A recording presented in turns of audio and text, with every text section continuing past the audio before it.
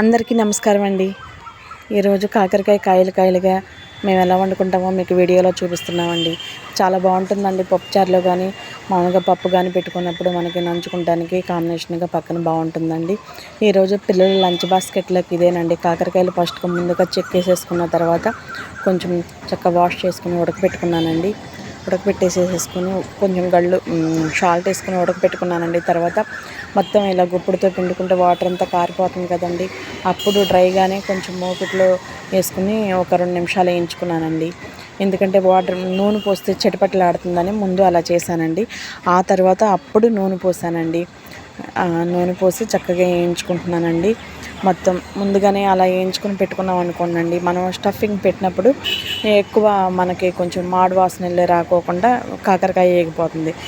ఎల్లిపాయ, జీలకర్ర, సాల్టు, కారం ఇంతేనండి.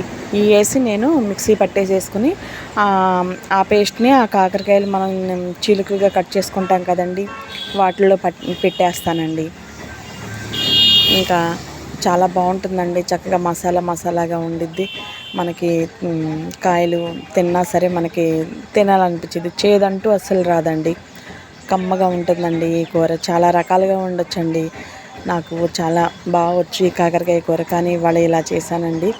ఇంకా స్టవ్ ఆఫ్ చేసుకుని ఆ అన్నిటిని పక్కన పెట్టేసుకుని స్టఫింగ్ పెట్టేసేసుకుందామండి. నేను మిక్సీ పట్టేసే కదండి, అదంతా అప్పుడు వాటిలోకి పెట్టేసేసుకుని పక్కన పెట్టేసుకుందామండి. ఇంకా తర్వాత అప్పుడు మళ్ళీ కొంచెం నూనె పోసుకొని, ఎక్కువ అవసరం లేదండి, ఓకే, కొంచెం పోసుకొని అప్పుడు ఇవన్నీ దాంట్లో వేసేసి చక్కగా సన్న సెగ మీద వేయించుకుందామండి. మధ్యలో చక్కగా కదుపుకుంటూ అలా వేయించుకుంటే బాగుంటుందండి. దీంట్లో కావాలంటే నువ్వులు వేసుకోవచ్చు, పల్లీల పౌడర్ వేసుకోవచ్చు, చాలా వేసుకోవచ్చు పైన అండి. నేను అసలు ఇంకా ఏమీ వేయలేదండి. కొంచెం దించుకునే ముందు మాత్రం కొంచెం 4 రెమ్మల కరివేపాకు, ఆ తర్వాత కారం, ఒక అర స్పూన్ కారం, కొంచెం ఒక అర స్పూను సాల్ట్ వేసానండి. ఎందుకంటే ఆ గ్రేవీగా ఉన్నప్పుడు మనకి అన్నంలో కలుపుకుంటే బాగుంటుంది. అన్నంలో కలుపుకుంటే చాలా బాగుంటుందండి. ఇంకా అందుకని కొంచెం అలా పైన వేసాను. ఇంకా మనకి తెల్ల నువ్వులు కూడా పైన వేసుకుంటే చాలా బాగుంటుందండి.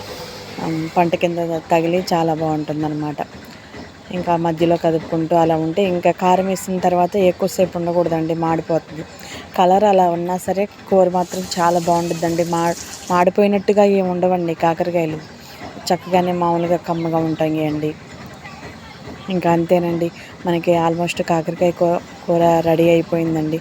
ఇంకా స్టవ్ ఆఫ్ చేసేసుకుని ఇంకా పక్కన పెట్టేసేసుకుందామండి. అదిగోనండి, చూసారా, మాడినట్టు నూనె కలర్ అలా ఉండిద్దండి, కానీ కాయ మాత్రం చాలా బాగుండిద్దండి. అట్లానే మామూలుగానే ఉండిద్ది. ఇక రెడీ అయిపోయిందండి. నేనైతే వీటిలోకి పిల్లల లంచ్ బాస్కెట్లోకి టమాటా పప్పు చేశానండి. మళ్ళీ కాంబినేషన్గా కాకరకాయలు కూడా చేశాను ఈరోజు. మార్నింగ్ ఈ 2 హడావుడి. ఒక పక్క టిఫిన్లు, చట్నీలు, అవి ఒక హడావుడి. అసలు రన్నింగేనండి. అందుకే టమాటా పప్పు కుక్కర్లో పెట్టేశానండి. విడిగా వండితే చాలా బాగుంటుందండి, కానీ నేను కుక్కర్లో పెట్టేశాను అనమాట. ఆ టమాటాలు, కొంచెం చింతపండు, కొత్తిమీర, కొంచెం ఒక స్పూన్ కారం వేసి స్టవ్ మీద పెట్టేశానండి. ఒక 4-5 విజిల్స్ వచ్చిన తర్వాత గళ్ళుప్పేసి మెదిపేసేసుకుని పక్కన పెట్టేసేసుకుందామండి. ఈలోపు మనం తాలింపు చేసుకుందామండి. జీలకర్ర, ఆవాలు, ఎండుమిర్చి, ఇంతేనండి. నేను ఇంకా ఏమి వేయనండి తాలింపులోను. రెడీ అయిపోయినట్టే. ఉంటానండి, మరో వీడియోలో మళ్ళీ మీ ముందుకు వస్తాను.